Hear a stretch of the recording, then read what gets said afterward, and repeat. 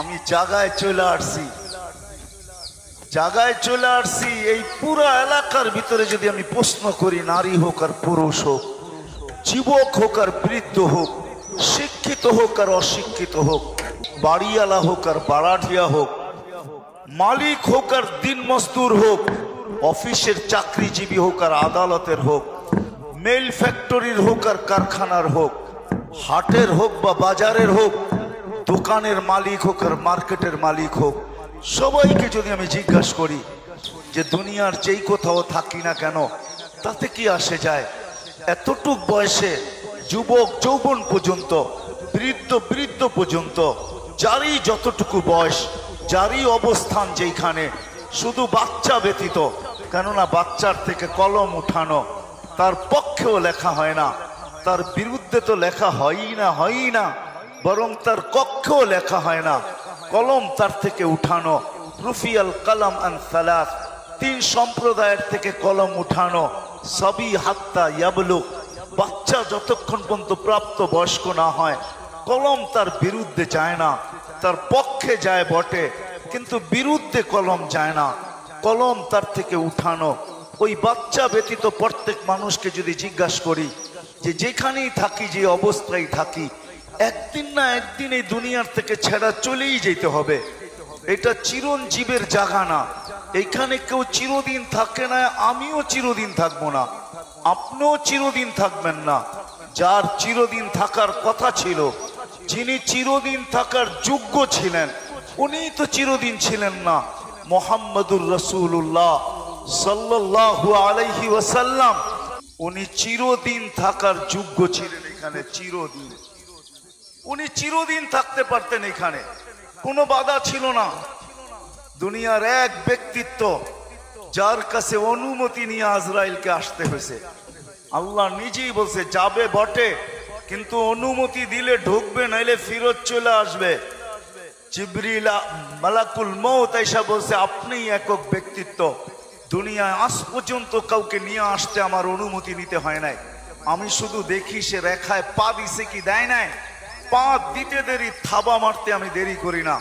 শুধু আপনি একক ব্যক্তি, আল্লাহ আমাকে বইলা পাঠাইছে অনুমতি দিলে ঢুকবো, নাহলে চলে যাব। আল্লাহর রাসূল বলছে আসেন, ভিতরে ঢুকার অনুমতি দিলাম। ঢুকার পরে বলছে এখন আরেকটা অনুমতি নিব, যদি বুকে হাত রাখতে বলেন তো রাখবো, নাইলে ফিরত চলে যাব। আল্লাহর রাসূল বলছে অনুমতি দিব কিন্তু কয়েকটা কথা বাকি আছে, ওগুলা পুরা হোক তারপরে দিব। ওই ব্যক্তিত্বই চিরদিন থাকতেন, মুহাম্মাদুর রাসূলুল্লাহ, যার কারণে সমগ্র জগৎটা তৈরি, যার রহমতের ছোঁয়ায় সব তৈরি, যার কারণে সব তৈরি। আসেন, আমি জায়গায় চলে আসছি। কে আছে এই এলাকার ভিতরে, এই মজলিসের ভিতরে, যে আমি 2 মিনিট বসে কোনোদিন ভাবছি যে আমি যেখানেই থাকি না কেন, যেই অবস্থায় থাকি না কেন, যেই পজিশনেই থাকি না কেন, আমাকে একদিন চলে যেতে হবে, এইখানে থাকা যাবে না, যে আসছে তাকে যাইতেই হবে। কুল্লু মান আলাইহা ফান, প্রত্যেক জিনিসের, প্রত্যেক বস্তুর অবসান ঘটবেই ঘটবে, অবসান ঘটবেই ঘটবে। কুল্লু নাফসিন যায়িকাতুল মাউত, প্রত্যেক ব্যক্তিকে মৃত্যুর স্বাদ পান করতেই হবে। আপনি বলবেন মালাকুল মউত কি করবে, তাকেও করতে হবে, তাকেও এক মুহূর্তে আল্লাহ বলবে এবার তোমার জানটা আমাকে দিয়া দাও, মালাকুল মউত জান দিতে বাধ্য হবে।